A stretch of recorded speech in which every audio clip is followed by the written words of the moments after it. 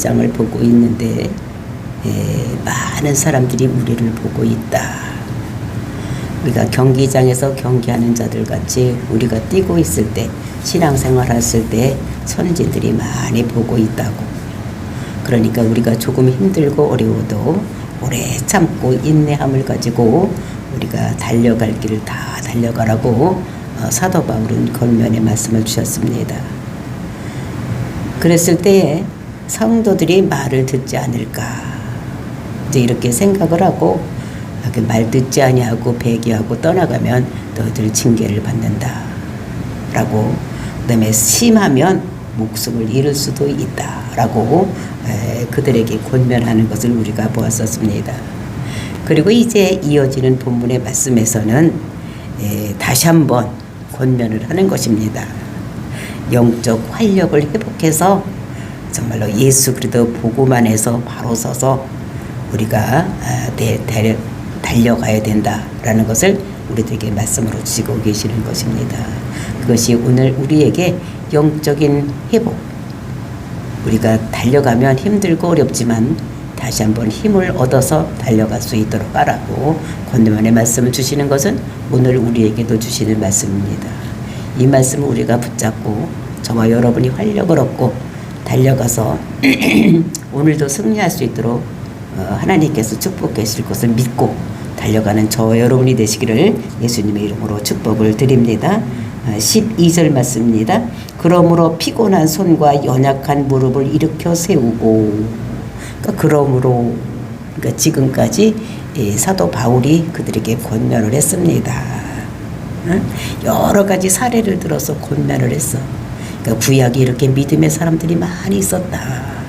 다 그들을 믿음을, 언약의 말씀을 붙잡고 믿음으로 살아간 자들이다. 그러면서 예수님까지도 예를 들었습니다. 그는 우리의 주요, 또 우리를 온전케 하시는 분이다. 그는 우리의 믿음의 창시자가 되고 또 우리의 믿음을 완전하게 이루시는 이런 분이다. 그리고 이제 너희들 말을 듣지 않으면 징계를 받는데, 그 징계하는 이유가 우리가 어제 세 가지로 보았었습니다. 성경에 그렇게 써 있기 때문에 우리가 징계를 받을 수밖에 없고, 또 우리가 이 세상을 보더라도 아버지는 자식을 훈계하는 것 같이 우리가 하나님의 자녀가 되었기 때문에 하나님께서는 우리를 훈계하시는 이런 것이다. 그리고 징계를 받아야지만 더 좋은 결과가 있기 때문에 하나님께서는 우리에게 징계, 고난의 가시를 주시는 것이다. 이런 말씀을 우리에게 주셨었습니다. 그러면서 이제 우리가 이 세상 살아갈 때에 힘들고 어렵다, 피곤하다. 그러니까 그것을 어떻게 되느냐. 그러니까 우리 인간의 실존을 얘기를 하는 것입니다. 우리가 이 세상 살아가려면 누구든지 다 피곤하고 힘들고 어려워. 더군다나 종교, 우리가 예수를 그리스도라고 믿는 기독인들은 더 힘들고 어려운 것입니다. 이랬을 때 손과 발과 무릎을 세워서 살아갈 것을 말씀하고 있는 것을 볼 수 있는데, 그러니까 피곤한 손이다. 여러 가지를 모든 걸 다 만들려면, 이루어내려면 손이 피곤한 것입니다. 그러니까 피곤한 손, 그 연약한 무릎, 이런 것들을 일으켜 세워야 한다고, 그래서 힘을 얻도록 해야 된다고 말씀을 하고 있는 것입니다. 사람이 세상 살다 보면 손도 아프고 무릎도 아프고 아픈 데가 많습니다. 근데 아프다가 누워있으면 더 힘들고 어려워지고, 근데 그것을 떨쳐버리고 일어서서 해야지 되는 거예요. 그 병원에 가서 이렇게 누워있으면 어떻게 됩니까? 며칠만 누워있으면 다리에 근육이 다 빠지는 거예요. 그러면 다시는 걸을 수 없는 이런 사람이 되니, 근육이 있어야 걷는데. 그래서 우리에게 의사들도 병원에 입원했으면 어떻게 됩니까? 수술한 다음에 바로 일어나서 걸으라고. 바로 일어나서 걸어야지 되지, 자꾸 누워만 있으면 되지 않는다고 이렇게 얘기를 하는 것 같이, 오늘 사도 바울도 피곤한 손, 연약한 무릎, 이런 거를 세워서 우리가 해야 될 것을 말씀하고 있는 것입니다. 그래서 그 자리에서 일어나야지 된다. 지금 이 히브리 성도들이 어떻게 됩니까? 로마의 핍박을 많이 받는 거예요. 정말로 내가 이렇게까지 하면서 내가 예수를 믿어야지 되는지, 그 환난 고통을 견디기 힘들어서 지금 배교하든지 또는 아니 떠나가려 다시 옛날로 돌아가려고 하는 이런 성도들에게 권면의 말씀을 주시면서 너희들 피곤한 손 또는 무릎을 연약한 무릎을 이렇게 세우라 이렇게 말을 하는 것입니다. 그러면서 13절 너희 발을 위하여 곧은 길을 만들어 저는 다리로 하여금 어그러지지 않고 고침을 받게 하라. 그러니까 길이 어떻게 됩니까? 골라야지 된다는 것입니다. 곧은 길을 만드는 울퉁불퉁한 길, 꾸불꾸불한 길을 만들지 말고 똑바른 길. 즉 우리가 예수를 그리스도라고 믿는 그 믿음을 따라서 살아가야지 왔다 갔다 우왕좌왕하면 안 될 것을 우리들에게 말씀으로 주시고 그러면 저는 다리로 하여금 어그러지지 않게 해라. 그러니까 우리가 이것을 봤을 때 우리가 그것은 준비해야 될 내용을 우리가 11장에서는 12장 1절에서부터는 뭐라고 말씀하셨습니까? 무거운 것과 옥매기 쉬운 죄를 벗어버리고 이런 거를 해야 돼요.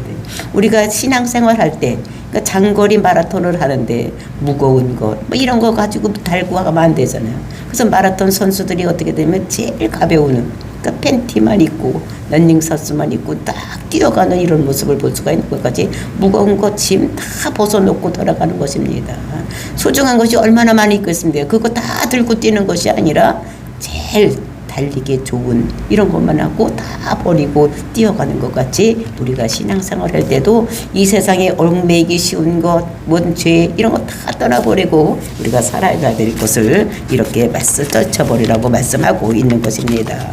그래서 이런 것들이 교회 안에서 믿음이 좋은 사람들이 이제 이렇게 해야지만 연약한 성도들, 처음 들어온 성도들도 이렇게 할 수가 있다. 그러니까 그래야지만 앞에 사람이 뻘떡 일어나서 모든 것을 예수는 그랬더라고 잘 믿고 순종하면서 달려가야지만 들어오는 사람들, 새신자들도 그것을 본받고 따라갈 수가 있는 것이다. 그래서 영적인 활력을 얻어서 회복되는 역사가 일어나야 될 것을 우리에게 말씀하고 있는 것입니다. 우리 기독교인들은 현실을 보고 사는 사람들이 아닙니다. 우리 영적인 눈이 떠져서 영적인 세계를 보고 사는 자들이기 때문에 우리가 영적인 힘을 얻어야지만 되는 거. 그러니까 성령 충만함을 받아서 우리가 살아야 될 것을 말씀하고 있는 것입니다. 그러면서 14절 말씀입니다. 모든 사람과 더불어 화평함과 거룩함을 따르라. 이것이 없으면 아무도 주를 보지 못하리라. 우리가 따라가야 될 것은 무엇을 따라가야 되냐? 화평의 주님 또는 거룩한 주님을 따라가야 될 것을 우리들에게 말씀하고 있는 것입니다. 그러니까 거룩함이나 화평함이 없으면 하나님을 만날 수가 없습니다. 그 화평이라는 것은 사람과 사람과의 화평도 있고 또 하나님과 사람 사이 화평도 있는 것입니다. 원래 우리는 태어날 때도 죄인으로 태어났기 때문에 그러니까 아담의 죄 때문에 후손들이 모두 죄인으로 태어났기 때문에 하나님과 원수 관계로 태어난 것입니다. 그러니까 하나님과 원수 관계로 태어났기 때문에 그 죄가 해결되지 않으면 하나님을 만날 수가 없는 것입니다. 그래서 구약에서는 그 죄를 어떻게 했습니까? 덮어만 뒀는데 그 짐승의 피를 잡아가지고 제사를 드림으로 죄를 덮어놨는데 이제 신약 시대에 와서는 예수님께서 우리 죄를 위해서 단번에 십자가 죽으심으로 인해서 우리의 죄가 모두 어떻게 없어지는 이런 일이 된 것입니다. 그러니까 우리는 예수를 그리스도라고 믿는 사람은 하나님과 우리 관계가 옛날에는 원수 관계였었는데 이제 화평한 관계가 됐기 때문에 하나님을 만날 수가 있는 것입니다. 그 다음에 하나님의 속성이 화평이고 그 다음에 거룩함인데 거룩함이라는 것은 무엇입니까? 세상과 구별되는 것. 그러니까 세상에 그러니까 세상에서는 예수를 그리스도라고 묻지 않습니다. 그냥 예수, 그분 2000년 전에 굉장히 훌륭한 유대인 남자. 뭐 이렇게만 알고 있는데 우리는 예수를 어떻게 합니까? 그는 그리스도다. 그는 사명자라는 것입니다. 어떤 사명? 우리가 죄에 있을 때 죄를 없이 하기 위해서 이 땅에 와서 그 사명을 감당해서 십자가에 죽으신 그분이다. 믿는 것입니다. 그러니까 우리는 세상 사람들과 전혀 같은 생각을 하고 있는 것이 아니라 구별된 생각, 그들을 위해서 떠나온 생각을 하고 있는 것을 볼 수가 있는 것입니다. 그래서 교회 안에서는 이렇게 될 때까지 우리는 힘써야 돼. 거룩함 또는 화평하기 이루기까지. 근데 이것이 교회 안에서만 아니라 우리 가정에서도 화목한 가정, 그 다음에 거룩한 가정이 되어야지 되고, 그리고 교회도 거룩한 교회, 화평한 교회. 그 그래서 우리의 목표가 뭡니까? 하나님과 화평하자. 우리의 교회의 주제가 그겁니다. 하나님과 화평하자. 하나님과 화평해야지 모든 것이 하나님을 만날 수가 있고, 아무리 뭐 이 세상에서 재주를 가지고 있고 많은 것을 가지고 있다고 할지라도 하나님과 화평하지 않으면 천국을 소유할 수가 없는 것입니다. 그럼 우리 교회가 주제가 뭡니까?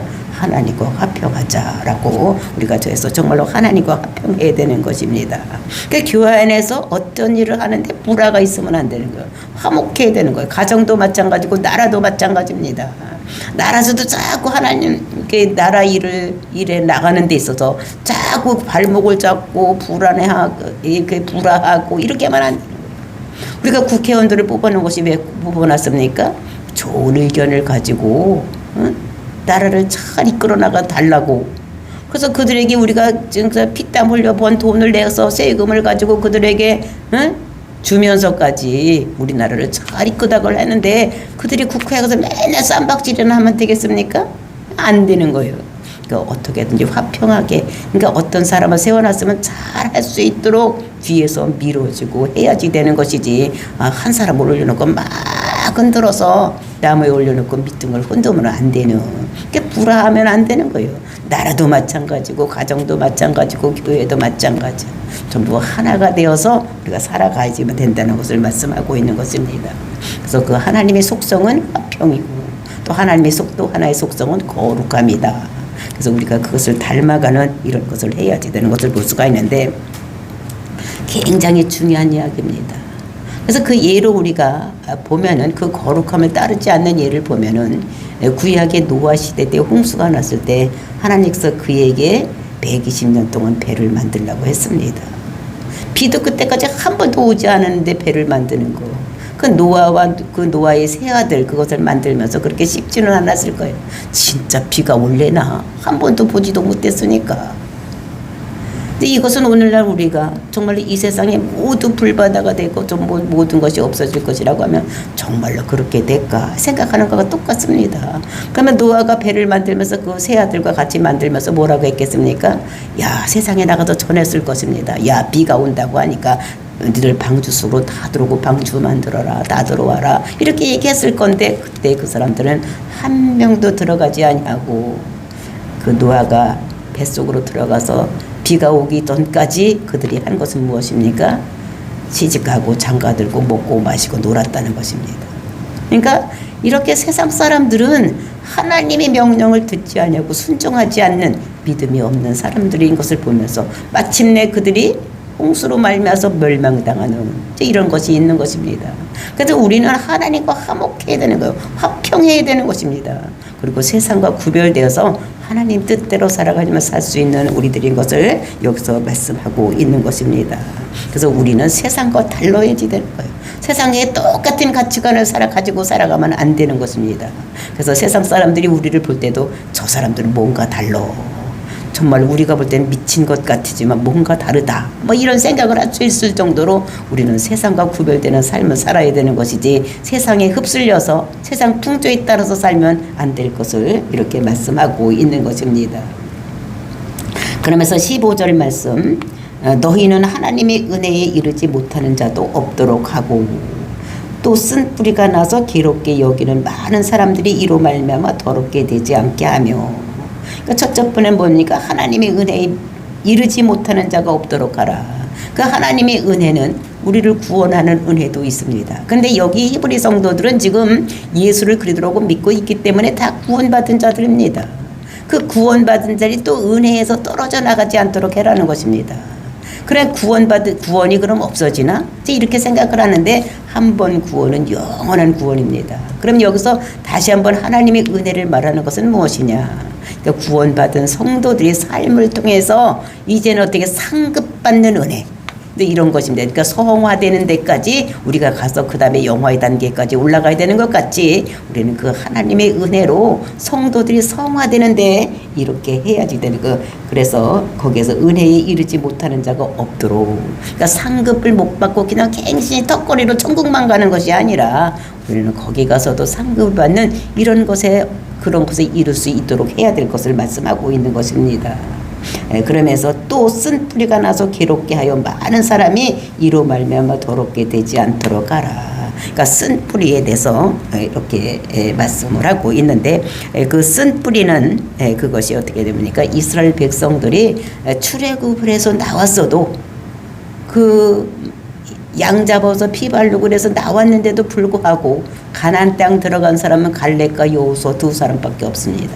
1세대는 다 거기서 죽었는데 원망하고 불평하고 음행하고 뭐 이런 것들 때문에 다 거기서 들어가지 못했던, 그러니까 출애굽을 했습니다. 구원을 받았습니다. 그런데 가나안 땅은 들어가지 못한 그 성도들 같이 그 쓴 뿌리, 음행한다든지 반역한다든지 불순종한다든지 뭐 이런 것들, 그런 것들 때문에 천국의 가나안 땅에 들어가지 못했던 그들과 같이 우리가 구원을 받았는데 우리가 교회 생활하면서 얼마든지 우리도 그렇게 될 수가 있다는 것을 우리들에게 말씀하시면서 정말 우리가 하나님을 또는 예수를 그러다고 믿으면서도 음행한 생활, 그러니까 하나님만 섬겨야 되는데 우상 숭배를 하든지 또 육체적으로도 음행하는 이런 것들, 또 거짓말하는 것들, 뭐 이런 것들을 하면 안 될 것을 우리들에게 말씀하고, 그래서 많은 사람을 이로 말미암아 더럽게 되지 않도록, 그러니까 더럽게 우상 숭배하면 그것이 가장 더러운 거, 이런 것들을 우리에게 말씀하시면서 그런 것에 따라가지 않도록 하라. 근데 꼭 우상 숭배라고 해서 뭐 부처에게 절하고 뭐 다른 것에 절하는 이것이 아니라 하나님보다 더 사랑하는 것이 있으면 이것이 우상숭배, 그것이 쓴 뿌리라는 것을 우리들에게 말씀으로 주시고 있는 것을 볼 수가 있는 것입니다. 그래서 우리가 주일날 또는 이렇게 새벽 기도에 하나님 앞에 나와서 예배 드리는 것을 왜 그럽니까? 우리가 잠깐 바쁜 손을 놓고 하나님 앞에 나와서 하나님께서 우리에게 어떤 말씀을 주시는지 이런 거를 듣고 나를 한번 뒤돌아보면서 내가 잘못된 것을 회개하고 돌이키는 이 시간 갖게 하는 것입니다. 그러니까 주일날 와서 우리가 찬송을 부르면서 또는 말씀을 들으면서 내가 이전에 이렇게 또 잘못 사는 것이 있구나, 일주일 동안. 그러니까 내가 이렇게 살지 못하고 하나님 말씀은 나에게 이런 말씀을 주시니까 내가 이렇게 살아야 되겠다고 하는 것이 우리가 손을 놓고 와서 예배드리고 있는 이런 것인 것을 우리가 볼 수가 있는 것입니다. 그래서 끝까지 달려가야 되는 것이다. 과거를 뒤돌아보고 회개하고 잘못된 것이 있으면 그 다음에 우리는 어떻게 됩니까? 목표를 세워놓고 달려가야 되는 거예요. 목표가 어디입니까? 새 예루살렘과 새 하늘과 새 땅, 그 새 예루살렘을 바라보고 늘 살아야 될 것을 우리가 알고, 그 다음에 앞으로 반드시 예수님께서 재림해서 오셔서 천년만국이 이루어질 것을 우리가 늘 앞을 바라보고 살아야 되는 우리들인 것을 볼 수가 있는 것입니다.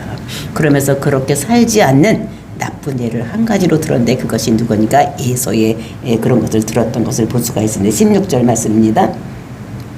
음행한 자와 혹 한 그릇 음식을 위하여 장자의 명분을 판 에서와 같이 망령된 자가 없도록 살피라. 너희가 아는 바와 같이 그는 그 후에 축복을 이어받으려고 눈물을 흘리며 구하되 버림바가 되어 회개할 기회를 얻지 못하였느니라.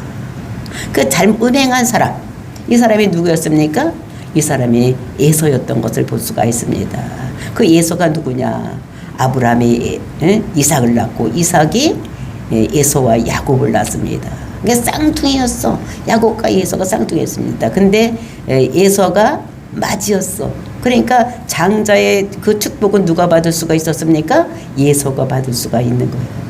야곱이 받을 수가 없는 이런 사람이었던 것을 볼 수가 있는데, 그는 근데 그리고 우리가 볼 때 그 사람은 에서는 우리 인간적인 눈으로 봤을 때는 아무럴 데가 없는 사람입니다. 아버지께 효도하고 아버지가 좋아하시는 사냥을 해서 갖다 아버지께 음식을 만들어 드리고, 그러니까 호탕한 사람, 아주 이런 사람이었었어. 그리고 야곱은 보면 어떤 사람이었습니까? 그 어머니 치맛거리만 졸졸 붙잡고 따라다니는 이런 사람이었던. 그런데 그가 배고플 때에 그가 장자의 명분을 팥죽 한 그릇에 팔아먹음으로 인해서 장자의 축복을 받지 못하고 떨어져 나가는. 그래서 이 아버지가 그래도 에서를 사랑했기 때문에, 장자기 때문에 너 나를 위해서 내가 너를 축복해 줄 테니까 고기를 맛있는 것을 잡아서 나에게 가지고 와라. 그러면 내가 너에게 축복해 주겠다. 그래서 나가서 고기를 잡아오는 사이에 그 말을 리브가가 듣고 그 그 야곱에게 가서 축복을 받게 하는 이런 것들을 우리가 볼 수가 있습니다. 우리가 인간적으로 생각하면 굉장히 야비한 짓 이런 것입니다. 그냥 연약한 사람 이런 사람인데 이 사람은 그래도 어떻게 됐습니까?